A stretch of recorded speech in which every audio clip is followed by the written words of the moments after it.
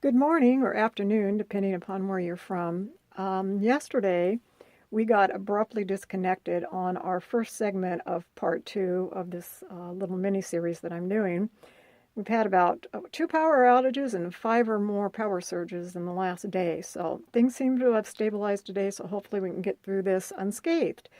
Um, so this is a continuation from yesterday, so hopefully you've watched the first part and the first section of the second part. To recap and tell you where we're going in this particular session, we had talked about storing our items, and we finished up this piece yesterday. And I've added it to the book, and we already talked about the methods of holding them until we're ready to use them in some sort of arrangement or project. We are going to finish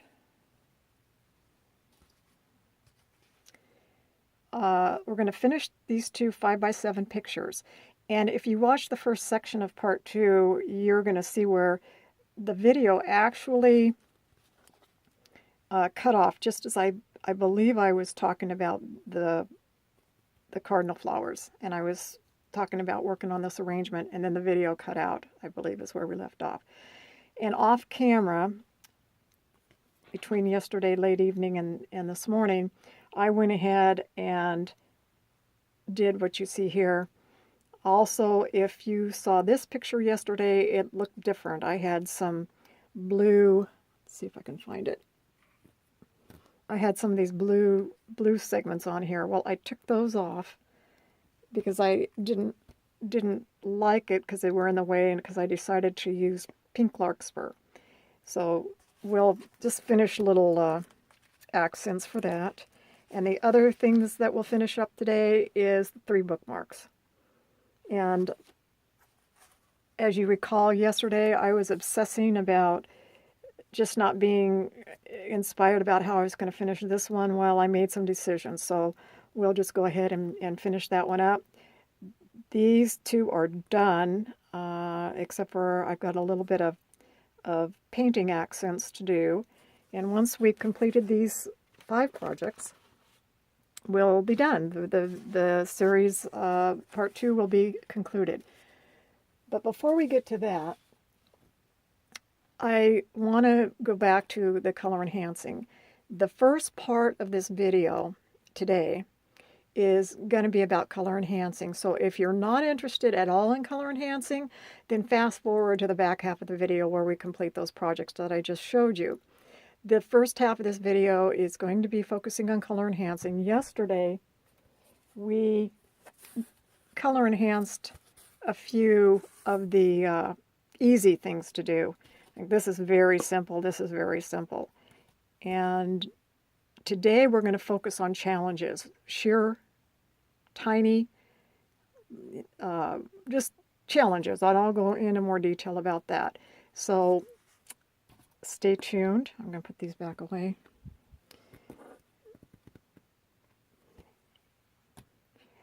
Because I want to do a little show and tell before we get into some actual demonstrations.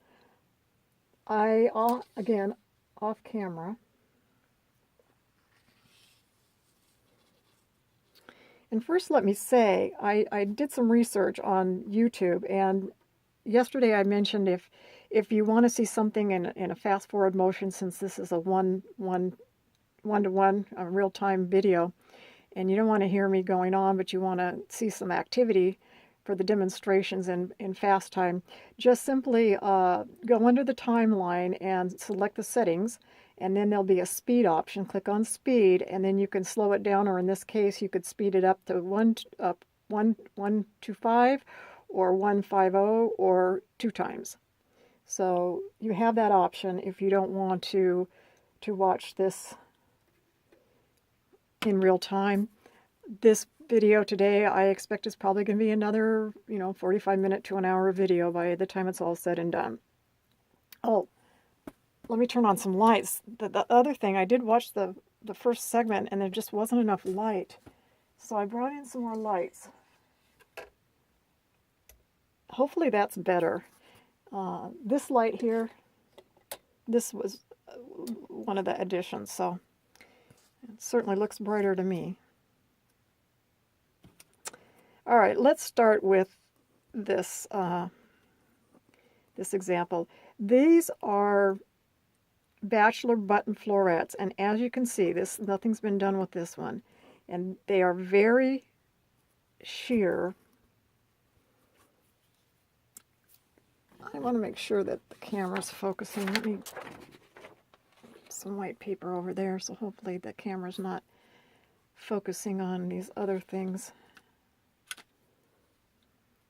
Okay, so here's an example of nothing's been done to that. That's what it looks like. It's very sheer and kind of like tissue paper, maybe even thinner. Then this is with the paints. And remember in the part 1, if you watch these in consecutive order, which is helpful, I showed you these paints that I use. So when I say paints, I'm talking about these guys that I already talked about in the first part. What they are, what I dilute them with, where you get them, etc. But that's what I'm talking about when I say paint.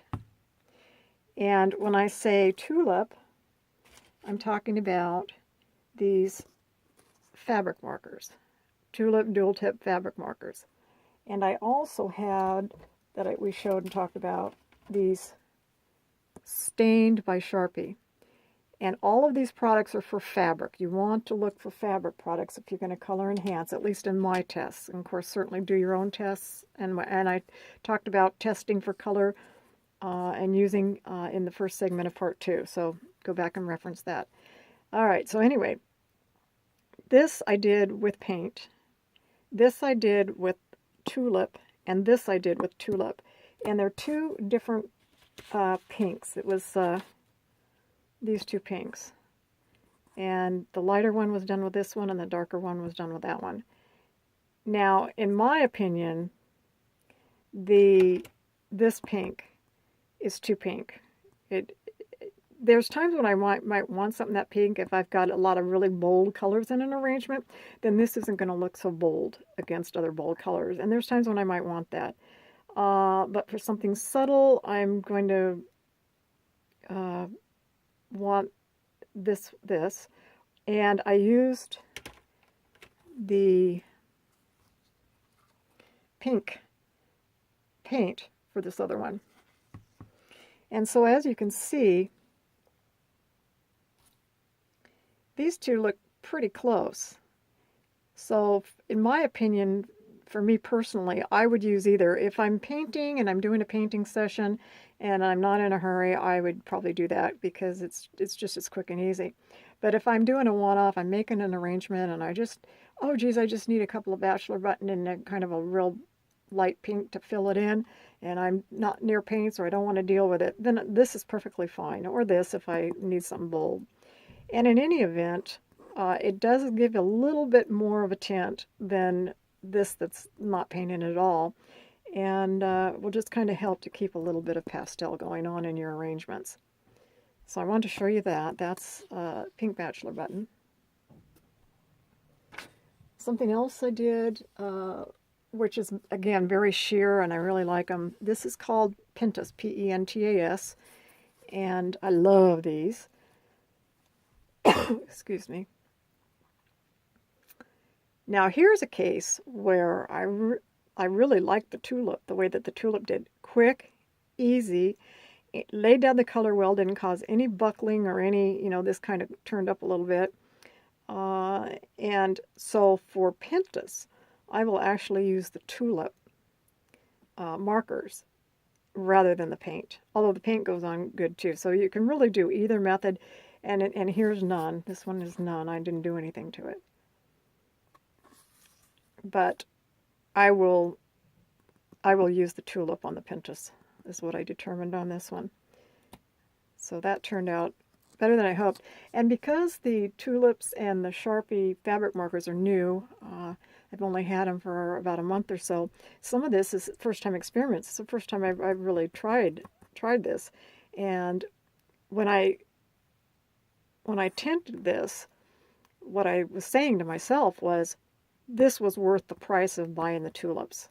This right here, this and the forget-me-nots, which we'll go into next, is what makes that investment all worthwhile, because they're doing what I hope that they do, which is fill the gap between the paint and what I needed, because the paint, well, I'll show you the forget-me-not will be the perfect illustration of what I'm talking about. So we'll do that forget-me-not next. Now, forget-me-nots hold their color for a really long time, and people who aren't as obsessive-compulsive as I am really don't even need to worry about doing forget-me-nots, but that's not me. Okay, this is a perfect, I'll bring this up a little bit, hopefully the camera won't. Do you see how the paint curled that up? I'd have to almost repress it again, because I mean, it works, but it's just not satisfactory, and it would have to be repressed before I used an arrangement. But look at the tulip. I mean, it doesn't look like I've done anything to it, and I did. So, big win. And here, let me grab a forget-me-not that I haven't done anything to, so you can compare and contrast.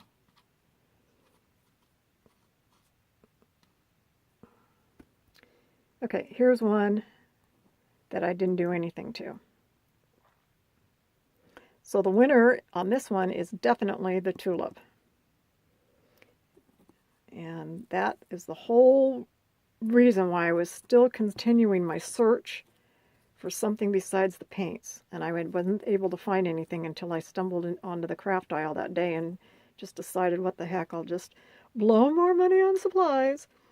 So yeah, really happy with that result. So that's the tulip. And then yesterday, off camera, I did some larkspur, and that was with paint. And let's see what else I did. Another, where'd I put it? I moved it out of the way, so, oh, here.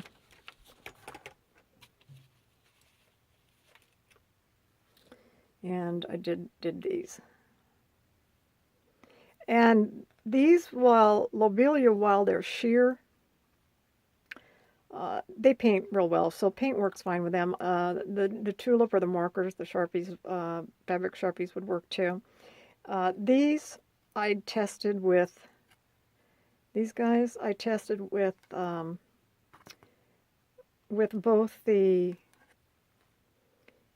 paint and the tulip, and I like the tulip better. The paint beaded up something bad, and I just wasn't as happy. And the tulip, I was able to put it on and then use my finger and kind of smooth it a little bit. And then this was just a pink wash on there and yellow on there.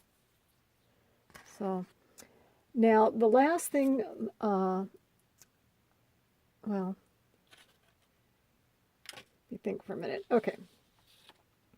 Another real challenge in the sheerness, because that's what we're talking about right now, is sheer plants, is pansies and verbena.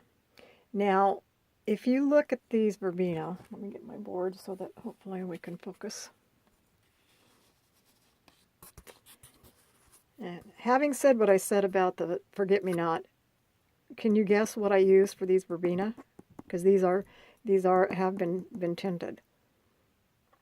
And because it's curling up, and I've pressed them down a couple times with my finger, they were more curled than that.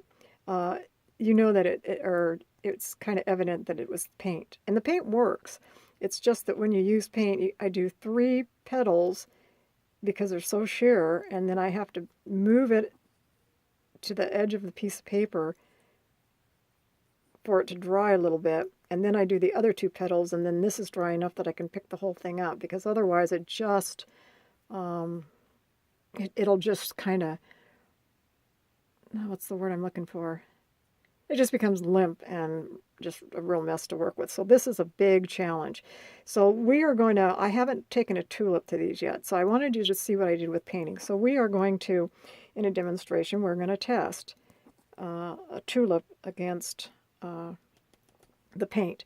Now, the other thing we're going to test is, let me get some that I haven't undone yet, put down on our testing paper, is pansy. I was playing around, and this one has been completely tinted. Only I have 2 yellows in the tulip in it, and you can paint pansies, but it's a real pain because the paint is harder to control around these sections here in various areas. So you can use the paint, but I was hoping and wanting the markers to work. Now I have 2 yellows in the tulip, and this yellow is with this more of a darker yellow. And I started to play around with this tulip, and these 3 sections are done, the top isn't done, and I used the lighter on the top and then the darker here. And to me this, I mean, either one is, this is acceptable, but I think this is more natural looking to the flower. And the point is that, yes, the tulips work, and so I will go ahead and show you how I color enhanced a pansy, because those are a challenge. So that's what we'll do in the demonstration today. And maybe I'll throw in a forget-me-not. These are just on this paper for no real reason. We now know these are bachelor buttons in blue. Bachelor button come in different colors. We now know, because the tulips work on bachelor buttons, that if we want to use these little guys as an accent, just get out the tulip pen. Same with the status. So that would be that's very, very simple. Okay, let me put that up. And I think that's all the housekeeping that I wanted to do before we actually start getting started. Okay, we're going to go from the simple to the complex, and that is that I want to color these. And this won't take very long, but we're going to do a few of them because... All right, I'm going to sit down now. Now I know that I need pink. I'm going to do all of these just in pink. And I don't know if you noticed, but these lupin are have kind of a lavender-ish tinge to them. See how in there? It's beautiful. But I'm not going to put a lavender on. I'm just going to put a light pink, and then the lavender color should still show through, you know, until a couple of years when they start fading a little bit, and then just a little bit of the pink tint will still shine on. So let's get our paintbrush out. And this might be a good time if you want to fast forward until we get into the finishing the project section. I'll just be doing a lot of painting. I'll be talking while I'm painting in case you're curious on my thoughts about it. But nonetheless, if this part bores you, then by all means fast forward. Okay, so I need to have my tweezers, and I need to have a toothpick, and I need to have a piece of crumpled paper. And remember that I take this guy and I crumple them up, just so that when we set our painted items down, they're not laying on a flat surface, less likely to stick on something. So we'll set this over here. I think that's still on camera. Okay. All right. So I'm not sure. I'm gonna see if this paint jar is in the video. Yeah. Okay. All right. So I'm sticking it in, wiping a little off, and we're just gonna. larkspur tend to drink this up, so I only do a couple petals at a time. And then I go back for another little dip and wiping the sides off. Now you want to make sure that you get everything, that you don't leave something, certain section undone, because as the flowers mellow, if you don't get everything, then you'll notice it, because it'll just be noticeable. So just make sure that it's all done. Okay, larkspur is not very temperamental, so I don't really have to lift it up as soon as I paint it for fear of sticking, because it just really doesn't. But I will, since it already moved itself, and we'll set it over to the drying station. All these fancy words, drying station, like it's some big sophisticated thing. Well, it's just a piece of crumbled up piece of paper. Okay, so see, these go really quick. Larkspur are easy. I love larkspur. They hold their color for a really long time, especially saturated ones. So again, this is another item that if you're not compulsive, and you just are wanting something for, a couple of years, or a year or two, don't worry about it. But there you go. Okay, I'm going to do this guy here. Now this one, I'm going to add a little bit more paint, and I'm going to just smother it around, and then I'm going to work it. Because it's in profile, it's not as thin or...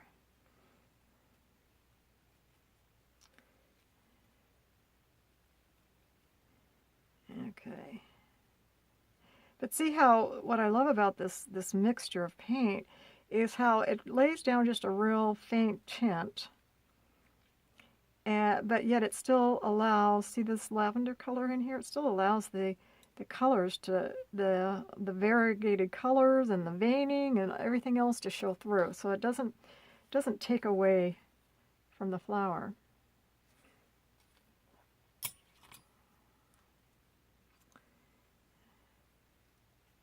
And always think about how the flower grows, kind of like gluing. It's what's holding the flower or the leaf together. That's what you want to think about. And after you've given that a consideration, then you want to start from that area. In this case, they grow from the center out.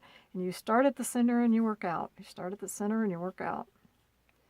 That's you always want to be cognizant of how they grow. Okay.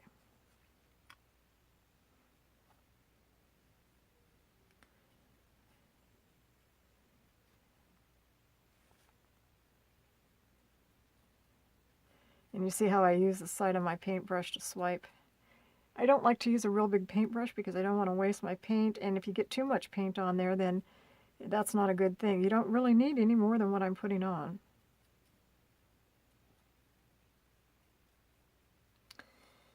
Alright, so I'm going to pick these two up and move them.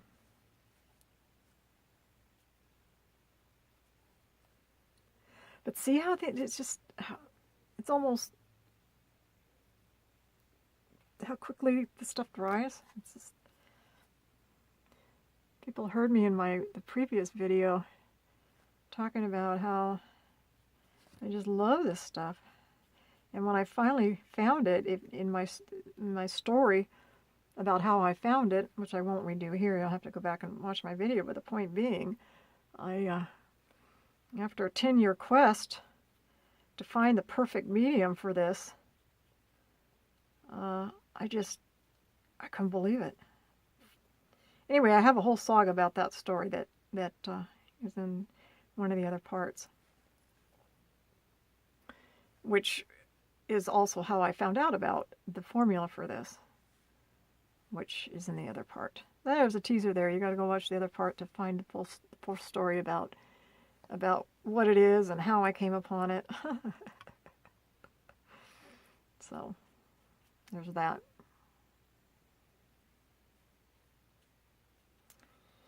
Okay, move these two.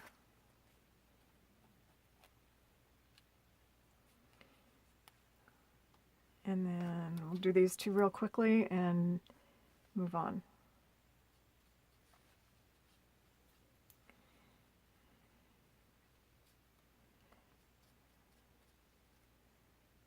the reason why I wanted to do this section here with all these on it is I just wanted to show you when I'm in production mode, when I'm doing more than just one. I put them all a bunch on this paper here, and then I just go around and I just do a bunch of them at once.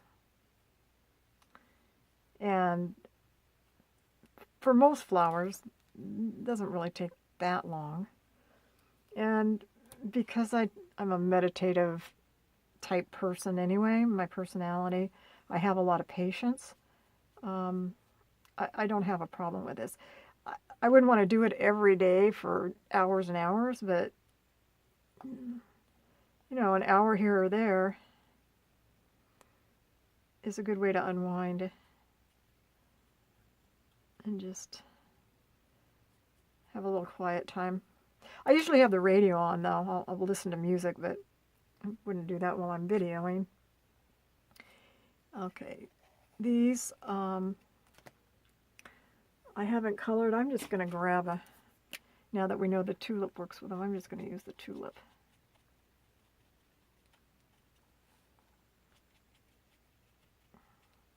Okay, so that's that. Now I haven't done the green on these yet, but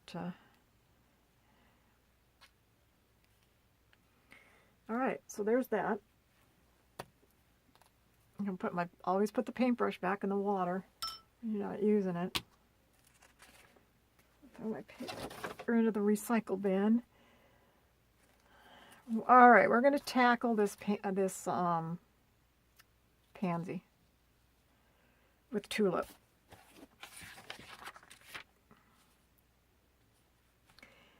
And what I'm going to do, I'll put the cap on this so I don't spill it, is I determined that, oh, now I don't remember, was it this one? No, that was too blue. It was this one. Okay. No, it wasn't that one either. That wasn't dark enough. It was this one. Yeah, okay. So this one, and let's do the light yellow. And I say and a lot, don't I? First thing I want to do, just because I want to see if these petals will raise. And the answer is yes. I'm going to take one of my paint bottles. Hopefully you can see, and I can see. Because on this one I noticed, where's the ones that I painted that I already showed you? Where did I put it? Okay, well, we won't dwell since we're live. Anyway, I didn't move these out of the way when I took the purple pin to it, and a little bit of it got on the yellow part of the petal, and that bothered me. So what I'm going to do now is I'm going to just hold this up. And the reason I have this bottle here is so that the flower won't move on me. Gently holding it up. And all I'm doing is holding the pin sideways. I'm looking, I have my head cocked to where the light reflects off the color so I can make sure that I haven't missed anything. So now when I lay this back down, see, I don't have any infringement on the yellow part.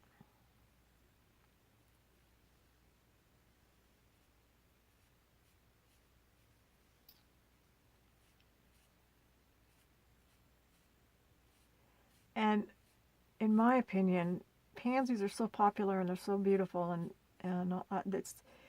it's worth the extra time to do this, in my opinion. But like I say, I don't have a problem. Okay, so that part's done.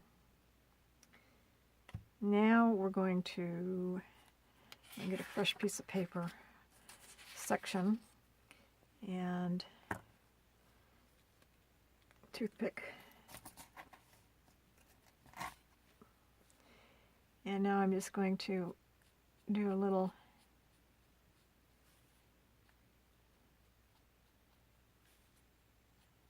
I'm not worried about getting as solid here. As a matter of fact, you don't want solid because it's not solid. So we're just putting in a little bit of color.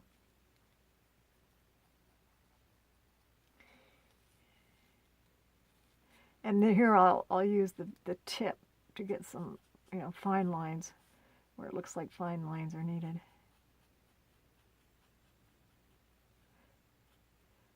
Okay, we're going to let that cure or dry for a minute, and then we're going to lay the yellow down, and then I'll make a comment about that. But while we're waiting for that, let's do a forget-me-not, show you how I did that and why I'm so excited about the tulips.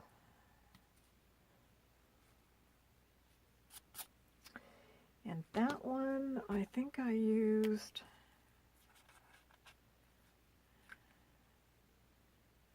what did I use?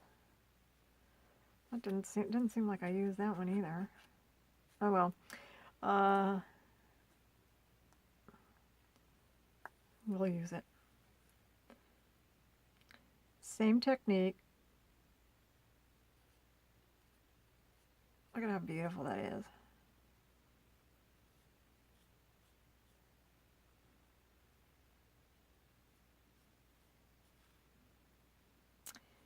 Okay, see what I did. I screwed that one up because of my toothpick. It wasn't the technique. It was I messed my toothpick up. So keep your toothpick on the center. Don't do what I did, move it around and screw the petal up. Okay, so see how quick that went?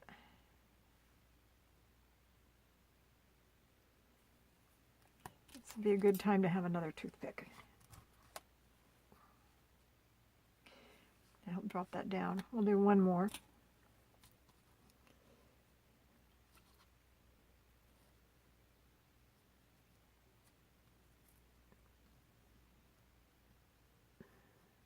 Okay.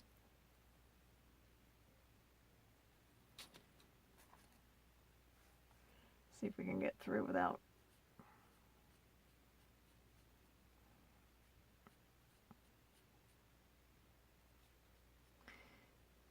me moving the toothpick and ruining the petal. So there. So that really didn't take that long. And it's certainly a lot better than using the paint where it curled up. Okay, so let's move these out of the way.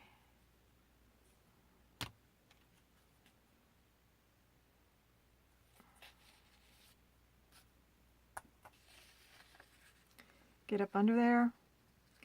Now let's see if we can not ruin it moving them.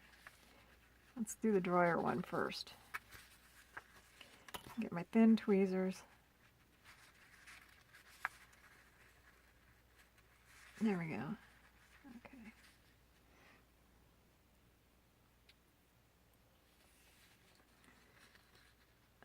All right, that's curling just a little bit, but one little quick smash with your finger in a minute or two. Not yet. It's still a little too damp. We'll solve that, but it certainly doesn't curl like the paint.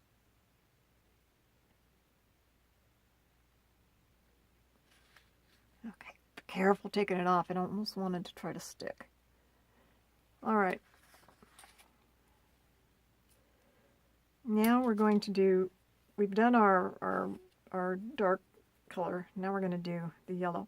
And what's nice about this paint is because we tested it. Remember I showed you the sheet yesterday, and it doesn't bleed and run and stuff. The nice part about this now is I don't have to worry about the purple. I can just go around because this yellow is so light.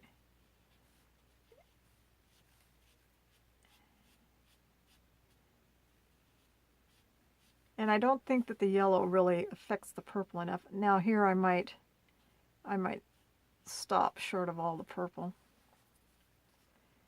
Keep a little bit more saturated. And again, this is where your artistic self comes in the sense that, what color do you want to use? Do you want it vibrant, not vibrant? Do you want to go over the purple over here or not? Now because I went over the purple over there, I'm going to go over the purple over on this side.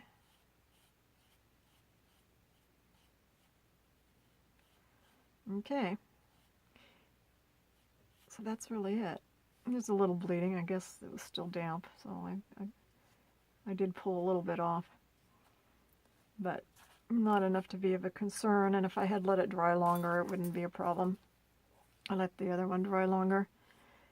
And then if you want to do something with the center, I would take this darker one and just dab, since it's a darker yellow. And then that's it. That's about all I would be worrying about there. And just to contrast that with the one that hasn't been done. So, I mean, they're both beautiful, but again, as this mellows, this will mellow too, but this will still have some tint to it. So in a few years, you know, 2, 3, 4, 5 years, this will look more like this. Is the theory behind this whole coloring thing. I won't take the time to color this one right now. I'll do that off camera.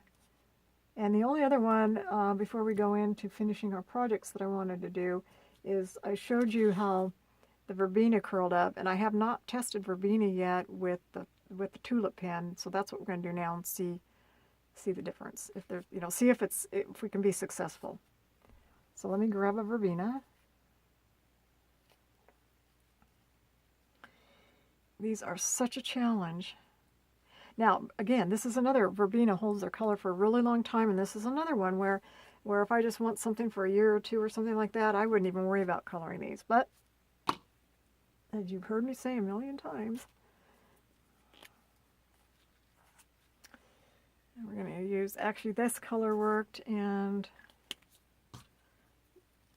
this color worked, depending upon how dark you want it. And verbena comes in purples and blues and all different kind of shades, so you can even adjust your shade. Let's say you're doing a project and you need something leaning more toward purple, then just do something more toward purple. It isn't going to matter. Let's test. That's the back side. Let's test. Let's do a couple petals with the purple. See if the tulip works.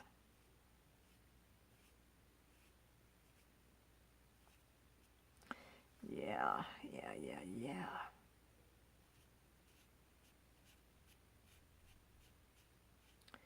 I can't stress how happy I am with these tulips. Again, try not to mangle the blossom up with a toothpick.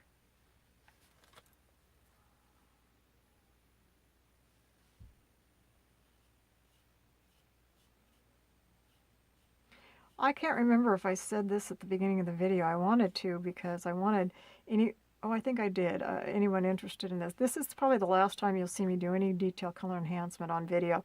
If I do any other project videos, and I hope to, so hopefully you'll subscribe to my channel, any color enhancing would only probably be fine details that oh, I need this and I just didn't get it done ahead of time. Type of thing, but I won't be going into this detail, so hopefully you're staying tuned. So that wasn't bad. The purple is acceptable, and the tulip, in my opinion, was much easier to do. I'm not even going to demonstrate what it took to paint these, and I already talked about how I did 3, set it off to the side, and then did 2 later on because it's so wet and it just gets limp and icky and curls on itself and all that. This, again, another reason why this was such a good investment. Let's do this one with pink and see how that compares to the purple.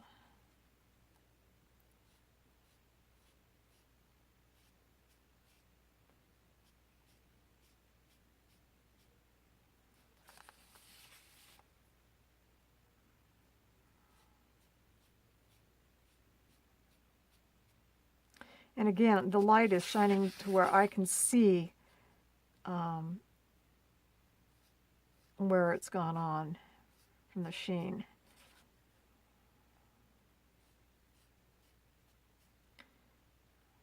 I think that was it. Did we get it? Now as it dries, the sheen goes away, and I'm going, okay, did I get this petal?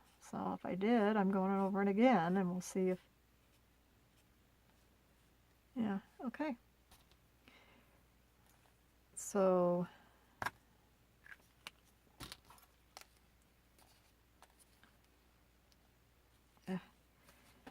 biggest thing is you just got to be careful.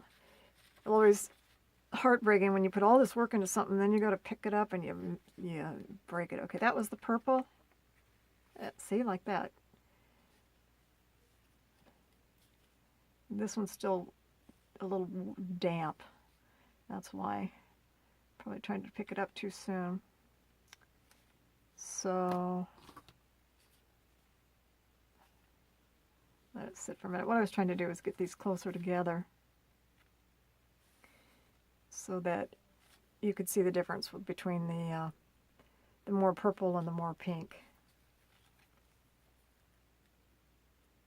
And sometimes if it starts curling up or do something weird, you can just very gently take your finger like I just did and kind of just gently touch it and smooth it down. Generally it works, but sometimes you'll totally mess it up. Okay, so I would say that the Tulip pen is a success as compared to the paint, which made them curl. Okay. Oh, and then the last thing I want to do on the painting department, I keep saying that, and I'm thinking, or I'm hoping, let me get these back up. I need a green.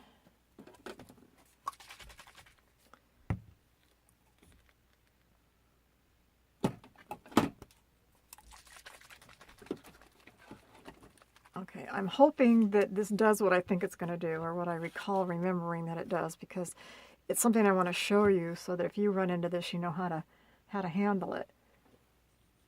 So let me get some ivy leaves. If I remember correctly, ivy leaves can tend to be kind of waxy. Like buttercup, for example. You could never paint buttercup because they're so waxy, the paint beads up, and you can't work it out. You just can't. And fortunately, you don't need to do buttercup because they just hold their color forever. So it's not an issue. But there's some things that you want to color, and it beads up, but you can work it out. And I'm hoping that this is going to be the demonstration to show you that. So I'm going to start with a green that's too green. And I'm going to mellow it down with the olive green.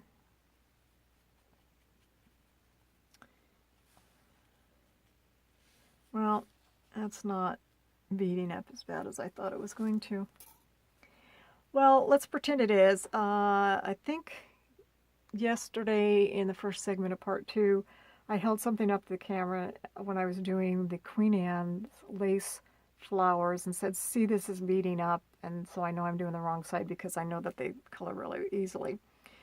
And when it beads up like that, if it can be worked out, you let the paint sit like I'm letting this sit now. I'm pretending like this is beading up on me.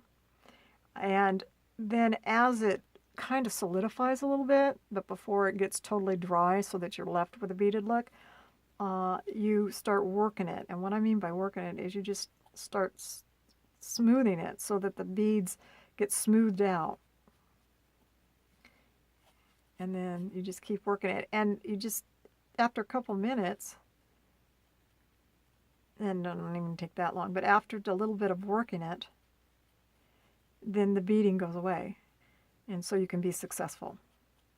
But for some reason I thought that this beaded, and it's not. So it's not an issue.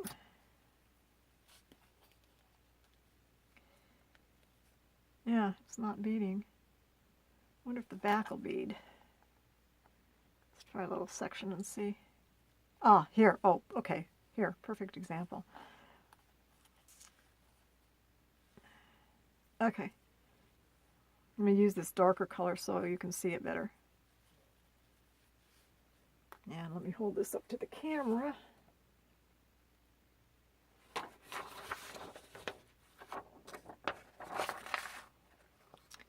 You see how that's beading up? Well, a lot of times you can work that out. You let that sit and kind of coagulate or kind of gel a little bit, and then you can kind of work it out.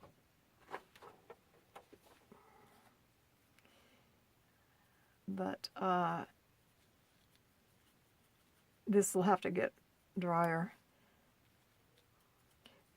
So yes, I did remember this beading, but maybe that was just an indication that I'm not painting on the right side. So some of this can be worked out. Let that sit for a minute. While that's sitting, we'll go ahead and finish these two up.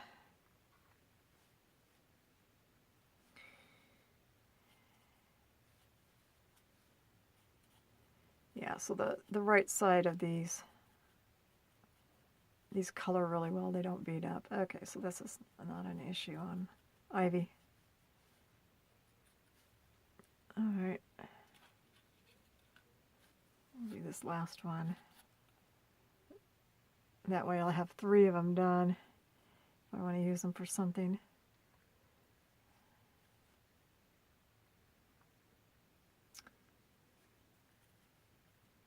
Okay. You know, I wish I knew how long it's been. Let me look at the video here after this color segment, because I feel like it's been a long time. Maybe I should break this second segment up into more than one part and do my finishing things in a separate video. I don't know. I'm confused. Okay.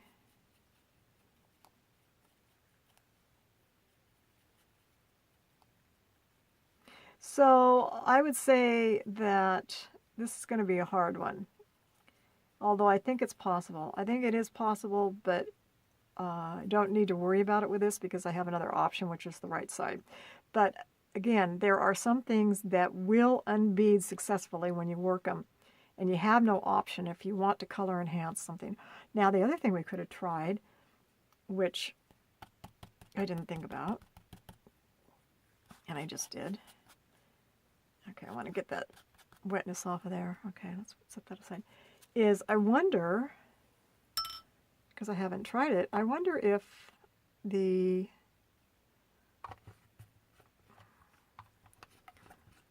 markers would solve the beading problem on these.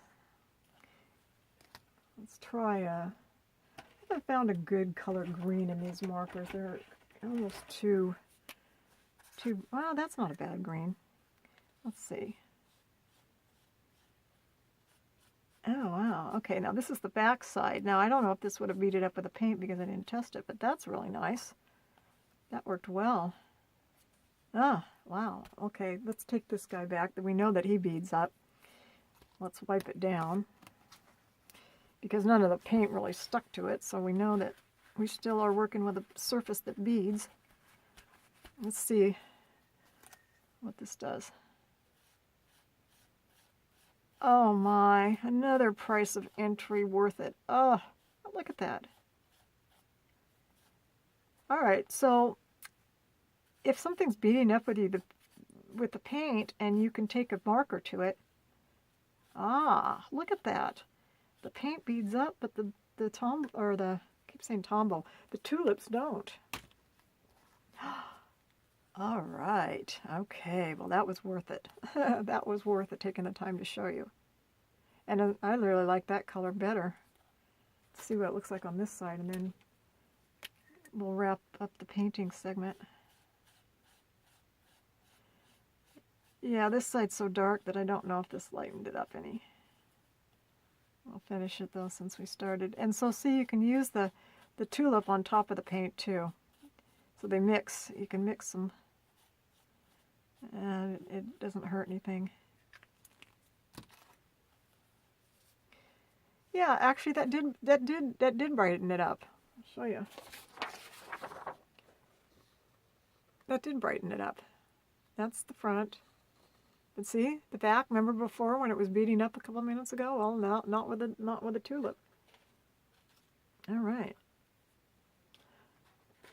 Okay, I think we've exhausted the subject of color enhancement, and hopefully that has helped you to decide whether or not you want to venture into color enhancing or not. And if you do, what I find works, and certainly experiment for yourself, because there's a lot of different things out there to try, and trying is a lot of fun. I'm just at the point in my life where I've tried, spent a decade trying, and now I've settled on something. So this works for me, and hopefully it'll work for you, and this is giving you ideas. And I do think, because I need to clean this mess up to just so we have a little space to finish up our projects, that I am going to go ahead and stop this video now and come back in about 5 minutes, and we will now make part 2, segment 1, segment 2, and segment 3, unless I do something different on the YouTube channel. Again, thanks for watching, and I'll be back in a few.